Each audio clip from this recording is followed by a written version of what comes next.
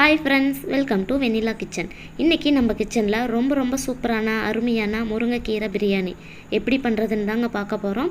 இந்த முருங்கைக்கீரையை நாம உணவுல அடிக்கடி சேர்த்துக்கிட்டோம்னா இம்யூனிட்டி பவர் ரொம்பவே அதிகமாகும்.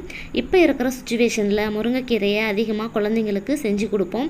எப்பவும் போல ஒரே மாதிரி குழம்பு பொரியல் இந்த மாதிரி செஞ்சு கொடுக்காம இந்த மாதிரி பிரியாணி டைப்ல செஞ்சு கொடுத்தோம்னா குழந்தைங்க ரொம்பவே நல்லா விரும்பி சாப்பிடுவாங்க.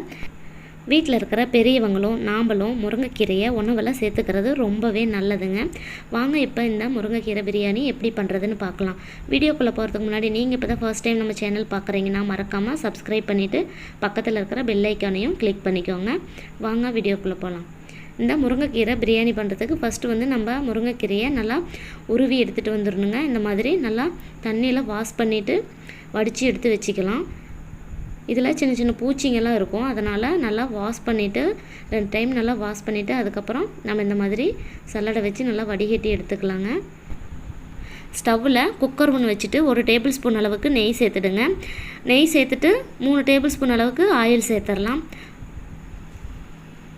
ஆயில் நல்லா ஹீட் ஆனதும் ஸ்பைசிக்காக நான் கொஞ்சமாக கல்பாசி, 3 ஏலக்காய், 3 துண்டு பட்டை, 6 லவங்கம், சோம்பு கொஞ்சமாக, இந்த மாதிரி மசாலா ஐட்டமெல்லாம் நம்ம எடுத்துக்கும்போது கொஞ்சம் அளவாக எடுத்துக்கோங்க.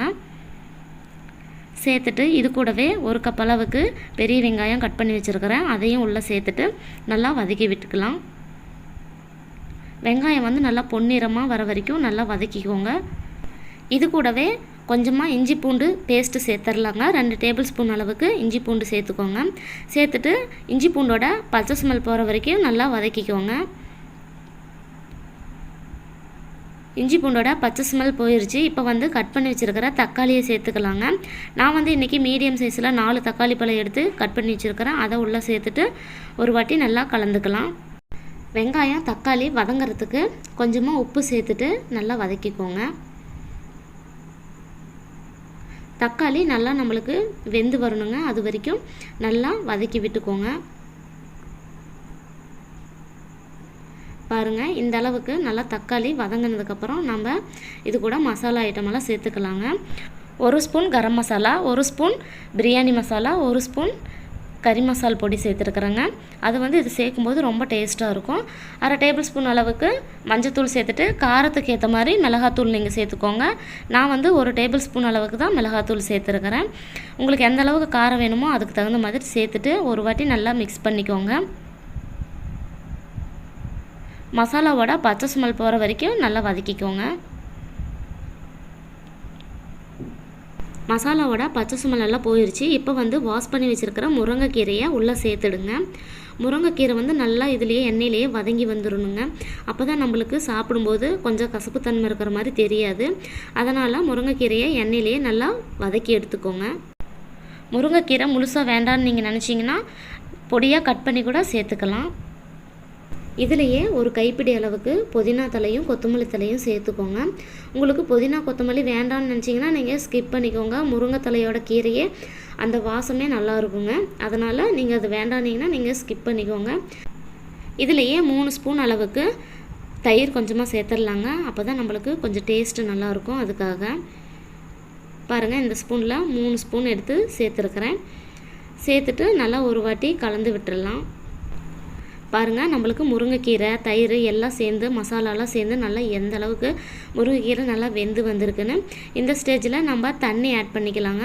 நான் 2 டம்ளர் அரிசி எடுத்துருக்கிறேன், அதுக்கு 4 டம்ளர் தண்ணி சேர்த்துக்கலாங்க. சேர்த்துட்டு இது நல்லா கொதி வரட்டும். கொதி வந்ததுக்கப்புறம் நம்ம அரிசியை உள்ளே சேர்த்துடலாம்.